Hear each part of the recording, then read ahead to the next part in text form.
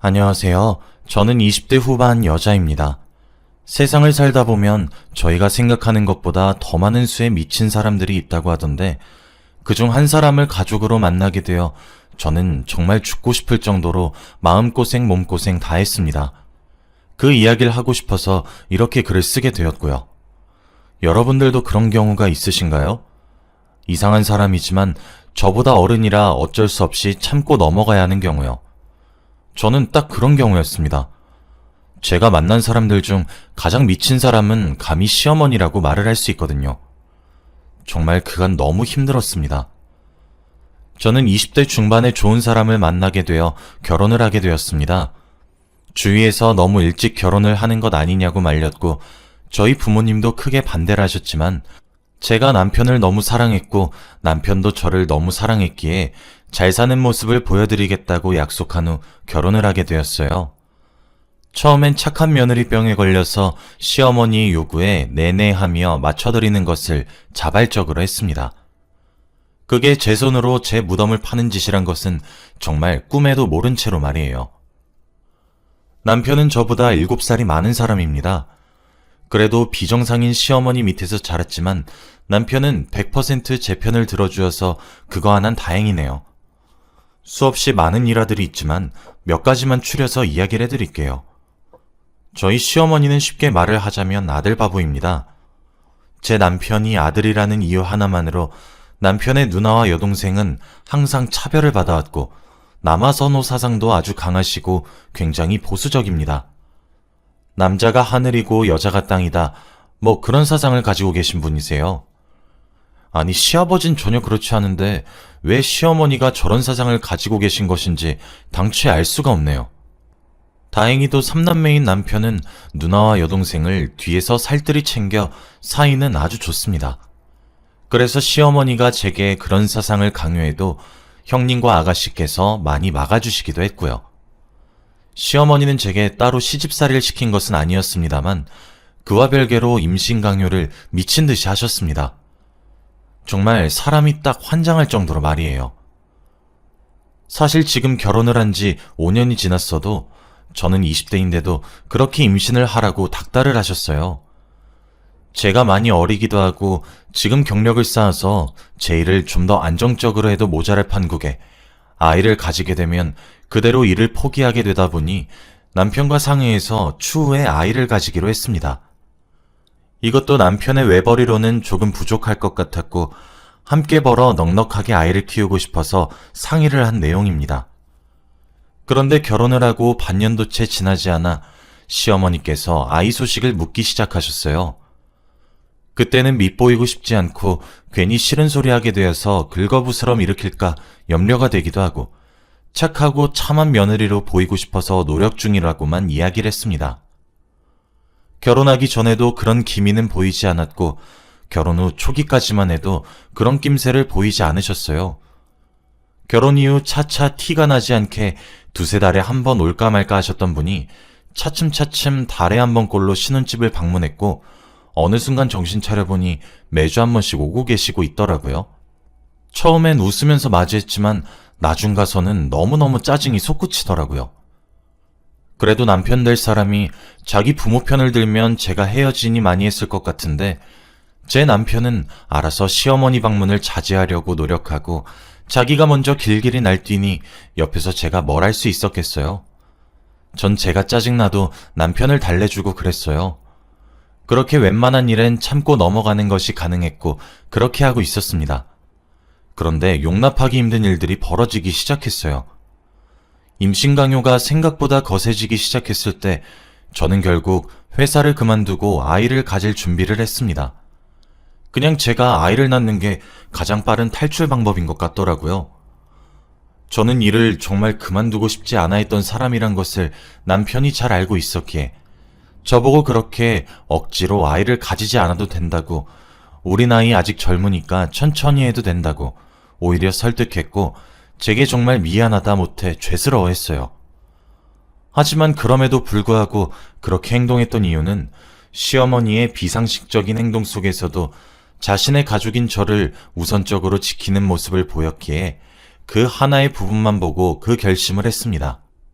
저는 아이를 낳고 재취업을 하는 데에 많은 노력을 기울일 것이고 출산 이후 시어머니의 잦은 방문과 간섭은 철저히 무시할 것이며 며느리의 도리를 벗어나 도를 넘는 요구를 하시면 싸우는 것도 불사하겠다고 남편에게 입장 정리를 했고 남편은 미안하고 고맙다며 저를 꼭 안아주었어요. 그런데 예상했던 것보다 저희 부부 사이에 아이가 들어서질 않았습니다. 저와 남편 둘 다 병원에서 검사를 해봤지만 둘 다 이상이 없는 것을 떠나서 정말 건강하더라고요. 자연 임신의 확률이 매우 높은 사람들임에도 아이가 생기질 않았어요. 남편은 저더러 시어머니가 스트레스를 줘서 그 탓도 큰 것 같다고 사과하곤 했죠. 근데 그 말이 맞는 게 시어머니가 정말 절 미치게 만들었습니다. 사실 결혼 이후 맞벌이였을 때는 끽해봤자 시어머니를 주말에 하루 정도만 보면 되었어요. 집에 계신다고 하면 야근이나 회식이 있다고 거짓말을 쳤고 주말에 오셔서 자고 가겠다고 하면 저도 남편도 당장 내일 모레부터 돈을 벌어야 하는데 왜 쉴 시간을 주시지 않느냐고 합법적인 핑곗거리가 있었는데 제가 일을 그만두고 아이를 가질 준비를 하니까 하루가 멀다 하고 방문을 하시는데 쫓아내보낼 핑계가 없는 겁니다. 와, 정말 돌아버리겠더라고요. 그런데 자주 찾아오시는 걸로도 모자라 기행을 펼치는데 정말 그 당시를 떠올리기만 해도 한숨이 나오네요. 하루는 계절이 바뀌어서 오랜만에 침대 이불이랑 커버를 교체하려 했습니다. 점점 더워지는데 저희 이불들은 너무 두꺼워서요. 그런데 베개 커버를 뒤집어서 빼내었는데 뭐가 툭 해서 떨어지길래 보니까 웬 자그마한 주머니가 툭 하고 떨어지는데 열어보니 그 주머니 속에 노란 종이, 즉 부적이 곱게 접혀져 있더라고요. 설마 싶은 마음에 남편의 베개 커버도 뒤집어 봤더니 똑같은 부적이 하나 더 나오더라고요. 제가 기가 막혀서 진짜. 마침 그때 시어머니께서 저희 집에 왔길래 제가 바로 문을 열고 화를 냈습니다. 이게 뭐냐고 하면서요. 뭐긴 뭐니 해. 이게 다 너 아들 낳으라고 내가 비싼 돈 주고 지원 부적이야. 라고 하시는 것이 아니겠어요?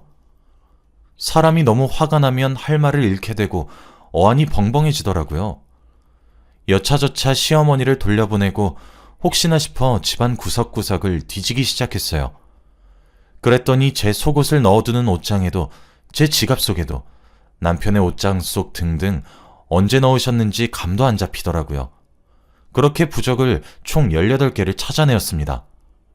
아니 사실 더 있었는데 제가 못 찾은 걸지도 몰라요. 시간이 흘러 저녁이 되었을 때 남편이 집에 들어왔고 저는 애꿎은 남편에게 화살을 돌렸습니다. 부적 18개를 남편에게 던지면서 말이에요. 남편은 제게 사과하고 시어머니께 화를 내고 그랬어요. 저도 남편의 노력은 인정하는 바입니다. 다만 그에 비해 시어머니가 너무 완고하셔서 문제였죠. 제가 제일 쇼킹했던 일은 더 있어요. 이건 어디 가서 말도 못하는 이야기입니다. 하루는 시어머니가 보자기 2개를 들고 평일낮에 저희 집을 방문하셨더라고요.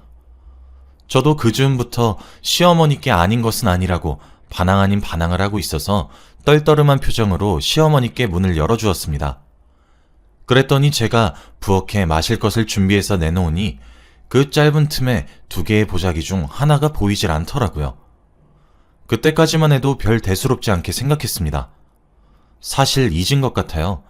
남은 보자기 속 내용물이 제게 충격적이었어요. 제게 보자기를 풀면서 보여준 것은 다름 아닌 제 체구에 맞지도 않을 옷가지들이었습니다. 그러시면서 제게 말씀을 하셨어요. 얘야, 이거 내가 100만 원이나 주고 얻어온 것들이야. 이게 얼마나 귀한 것인 줄 알고는 있니? 이게 저기 옆 동네 아들만 줄줄이 넷을 낳은 며느리가 입었던 옷가지들이야. 앞으로 일주일 동안 이것들만 돌려 입도록 하고 내가 용한 무당한테 물어본 방법이야. 얼마나 어려웠다고. 라고요. 눈이 뒤집히는 듯한 느낌이 이런 느낌일까? 정말 어이가 없어서 제가 알아서 하겠습니다, 어머님. 점점 도가 지나치세요. 저희가 꾸린 가정의 일이고 저와 남편 둘만의 문제입니다. 집에서 나가주세요. 라고 똑부러지게 처음으로 말을 했더니 시어머니도 찔끔하는 듯 했는데 평소보다 뭔가 순순히 물러나시면서 제게 그 보따리를 손에 꼭 쥐어주면서 아가, 내가 시킨 대로 해야 한다. 알았지? 하시는데 진짜 속이 다 뒤집히더라고요. 그날 남편이 퇴근할 때까지 기다렸다 남편을 보자마자 좔좔좔 쏟아냈어요. 남편은 묵묵히 제 말을 듣더니 한숨을 쉬면서 미안하다고 하더라고요. 당신 어머니 너무하신 거 아니야? 내가 애 낳는 기계야 뭐야. 왜 자꾸 나만 보면 아들 아들 아들 그놈의 아들. 내가 친정에 말을 못해서 안 한 줄 알아? 걱정 끼쳐드릴까 싶어서 못한 거야. 그런데 어머님 자꾸 이런 식으로 나오시면 나도 어떻게 행동할지 몰라. 내가 부적 뭉텅이로 나온 것도 참고 넘겼어. 근데 옆 동네 아들 줄줄이 낳은 며느리가 입고 빨지도 않은 옷을 입으라고 갖다 준 게 말이야 똥이야. 여보, 진짜 미안해. 나도 알아. 당신이 나 때문에 마음고생 심하게 하는 거. 그냥 이번 주말에 우리 집에 우리 부모님 모셔놓고 정말 완강히 얘기 드리자. 더 이상 간섭하지 말라고. 당신은 가만히 있어. 내가 다 얘기할 테니까. 응? 화 풀어. 미안해. 결국 저와 남편은 주말에 시아버지까지 모시고 와서 저희 입장을 제대로 이야기하기로 했어요. 저희가 가도 되었는데 이젠 시댁이 지긋지긋해서 제가 가는 것도 너무 싫더라고요. 대망의 주말이 찾아왔고 시아버지는 아무것도 모른 채로 싱글벙글 웃으시며 시어머니와 함께 들어오셨습니다. 근데 정말 시아버지는 좋으신 분입니다. 전혀 가부장적이시거나 그렇지 않으시고 존중도 많이 해주시고요. 쓸데없는 효도 바라지도 않으세요. 그저 우리 며느리 하십니다. 옛날 저희 형님이랑 아가씨도 매번 시어머니한테 아들인 남편과 비교당하고 차별당하고 그랬을 때에도 시아버지가 더 많은 사랑을 베풀어 주었다고 하시더라고요. 그런데 시아버지가 시어머니의 그런 모습을 많이 고쳐보려고 했는데 싸움이 되어버리면 아이들이 너무 무서워하고 그래서 자신이 더 많은 사랑을 주는 것으로 방법을 바꾼 거라고 하더라고요. 시부모님을 거실 탁자에 앉힌 다음 저는 부엌에 가서 마실 거리를 내왔습니다. 두 분 다 제가 먼저 신혼집에 초대한 거라 그런지 신나신 듯 했어요. 사실 남편에게만 맡겨둘까 싶다가도 결국 제가 마무리를 지어야 제가 원하는 결말이 나올 것 같아서 제가 먼저 입을 뗐어요. 참고로 시아버님은 절 며느리라 부르고 시어머니는 절 새아가라고 부르시거든요. 어머님, 앞으로 저희 신혼집에 연락 없이 오는 거 자제해달라고 부탁드리려고 오늘 초대했어요. 아니 며느라, 그게 무슨 소리야? 우리 아내가 너희 집에 연락 없이 왔다니. 아버님, 저 진짜 너무 힘들어서 참다가 정말 얘기 어렵게 꺼냅니다. 저 진짜 남편이랑 이혼할 생각까지 들 정도로 너무 스트레스 받아요. 아니 새아가, 내가 뭘 했다고 그렇게까지 사람을 매도하는 거니? 여보, 나는 우리 새아가 챙겨주고 싶어서 그런 거예요. 당신은 가만히 있어. 우리 며느리 얘기 먼저 듣게, 이 사람아. 저는 조용히 자리에서 일어나 안방에서 버리지 않고 모아둔 부적들도 들고 나와 식탁에 던지듯 내려놓고 말을 이었어요. 아버님, 정말 모르셨어요? 제가 일 그만둔 이후로 하루가 멀다 하고 저희 집에 오셔서 초인종 누르세요. 제가 그만 오시라고 아무리 수천 수백 번을 말을 해도 다음날 또 초인종 누릅니다. 제가 아무리 문을 열어주고 싶지 않아도 어떻게 집안 어른이 문 밖에서 기다린다는데 어떻게 안 열겠어요?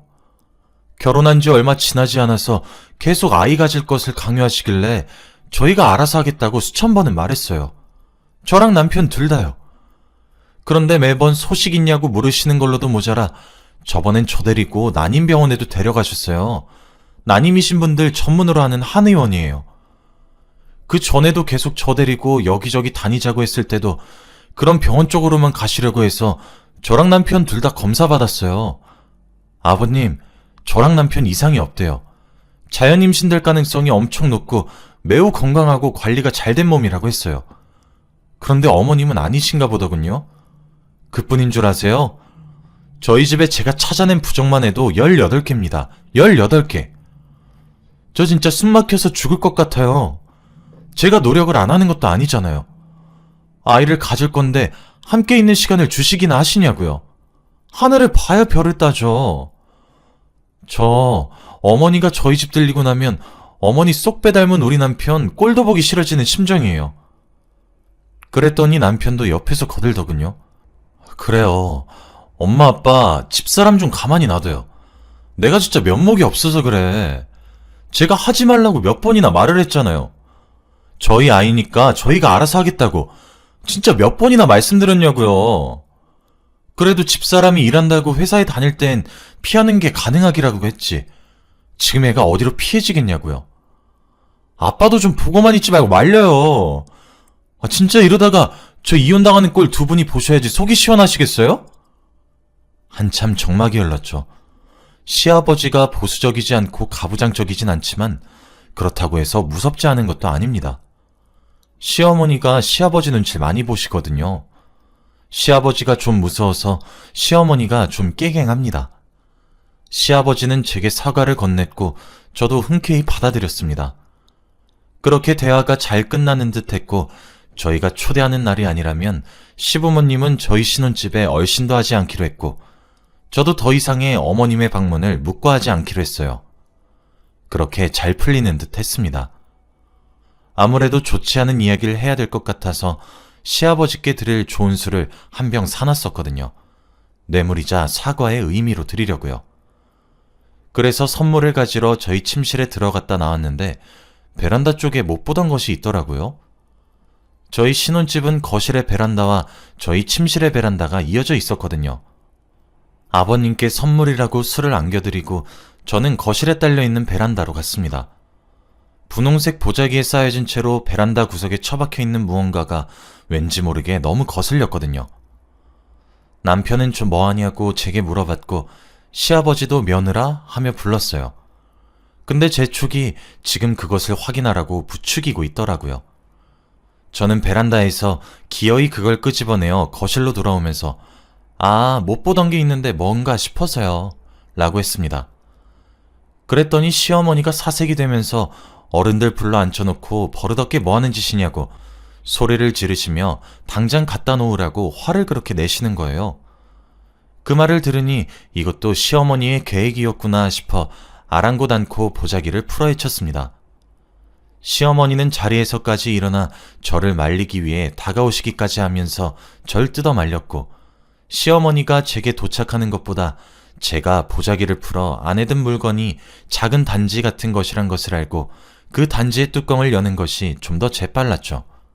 근데 단지 속에 얼마나 거지 같은 것이 들어있었는지 아세요? 그 속에 있는 것은 다름 아닌 똥이었습니다. 똥. 솔직히 그걸 보자마자 이성의 끈이 조금 끊어진 듯합니다. 시어머니는 횡설수설하며 변명했어요. 아니 그게 이왕 아들 낳는 게 좋으니까 저게 약이야 약.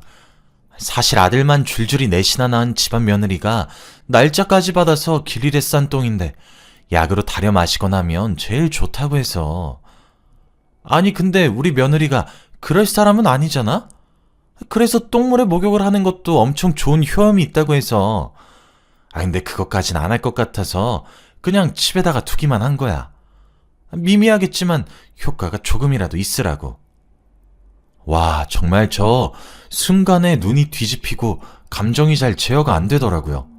똥단지를 다시 보자기에 싸서 시어머니께 안겨주고 당장 내 집에서 나가세요 라고 한 뒤 끌어냈어요. 당연히 시어머니는 버르장머리 없이 뭐하냐고 나중내 시엄마 살려라 하면서 고래고래 비명을 질렀고 그것도 무시하고 제게 그런 힘이 어디서 났는지 시어머니 신발도 안 주고 현관 밖으로 내쫓았어요. 그리고 거실로 들어와 멍하니 서 있는 남편한테도 말했어요. 당신도 나가. 이혼 서류 퀵서비스로 보낼 거니까 당장 도장 찍어. 당신 어머니? 정상 아니야. 아버님도 제 집에서 이만 나가주세요. 저요, 더 이상 이 사람이랑 못 살 것 같아요. 저는 사랑 하나로 극복될 수 있다고 믿었고 실제로도 그랬어요. 그런데 이제 정말 미칠 것만 같아요. 저 이혼할 겁니다. 제 친정에도 모든 사실들 알릴 거고요. 진짜 당신도 나 그만 괴롭히고 당장 나가. 남편은 울면서 왜 그러냐고 제게 매달리려 했지만 시아버지께서 지금 당장은 소용이 없단 것을 깨달으셨던 것인지 데리고 나가셨어요. 지금은 저도 그 자리에 있다간 정신이 나갈 것 같아 간단하게 짐을 챙겨 친정으로 피신왔고 당연히 친정 부모님께도 모든 사실을 알렸어요. 저희 부모님 당연히 머리끝까지 화가 나셨고요. 시댁에 전화해서 큰 소리 내셨습니다. 시아버지가 대신 미안하다고 고개 숙여 저희 부모님께 사과하셨고, 제게도 따로 전화가 한 통 와서 정말 미안하다고, 하지만 한 번만 더 우리 아들 놈한테 기회를 주면 안 되겠냐고, 시아버지께서도 시어머니가 따로 자신 몰래 저러고 있을 줄 꿈에도 몰랐다고 하시며, 앞으로는 자신도 많이 돕겠다고, 이혼만은 다시 생각해보라고 설득하시네요. 남편도 저희 친정에 따로 찾아와서 저희 부모님한테 무릎까지 꿇으며 애걸복걸 빌기도 했고요. 아휴, 막상 그러는 남편 모습 보니 가슴이 짠하기도 하네요. 아직 남편을 많이 사랑하긴 하니까요. 지금 친정에서도 저희 아빠와 오빠는 시어머니가 유난 떠는 것도 지금 제가 아이가 없어서 저렇게 말리겠다, 미안하다 난리를 치고 있지만, 하나를 보면 열을 알 수 있다고 그런 몰상식한 집안이랑 엮이지 말고 당장 이혼을 하라고 성화를 내시고 있고, 저희 어머니와 여동생은 제게 생각을 잘해보고 결정을 내리라고, 그 모든 결정을 엄마와 여동생이 지지하고 응원한다고 생각을 잘해보라고 하시네요. 저도 남편이 이제껏 중간 역할을 못했다고는 생각하지 않습니다. 오히려 남의 집 남편들보다 훨씬 잘했어요. 시어머니가 너무 도가 지나쳐서 그랬죠. 그래서 너무 고민이 됩니다. 남편은 지금 어머니와 연을 끊고 앞으로 더욱 우리 사이에서 태어날 아이들과 저만 생각하고 살겠다는데, 천륜을 끊는 게 어디 그렇게 쉽냐고요. 형님과 아가씨도 제게 연락해와서 제 마음 헤아려주지 못해서 미안하다고 사과를 해주시네요. 정말 시어머니만 빼면 완벽한 시댁인데 참 많은 고민이 됩니다. 여러분들이라면 어떻게 하실 것 같은가요? 지혜를 빌리고자 이렇게 사연을 보냅니다. 긴 글 읽어주셔서